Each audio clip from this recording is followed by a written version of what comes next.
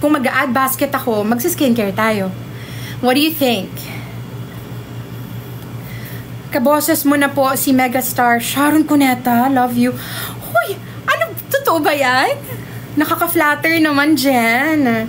Wow. Ate Shawi, nakatrabaho ko rin yan. Alam nyo si Ate Shawi, siya lang yung nakausap ko na dire-diretso yung kwento niya. Hindi ka mabobore. When we did, sana hindi. Kung ako na lang sana, dalaga pa ako noon, wala pa akong Brent noon.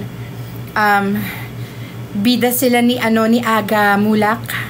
Tapos ako kunyari yung girlfriend ni Aga Mulak doon. I was dalaga pa. Masarap kasama si Ate Shawi. Ang dami niyang kwento. And she's very generous. Grabe. Alam ko nga, naalala ko yung first, pwede mo magbanggit dito ng mga gadgets. Yung first, iPod video, galing sa kanya. She gave it to me. Wala lang, from out of the blue. Oh, mixo. Ganyan. She's very generous and she has so many kwento, si Ate Shawi. Half Pinay po ba kayo?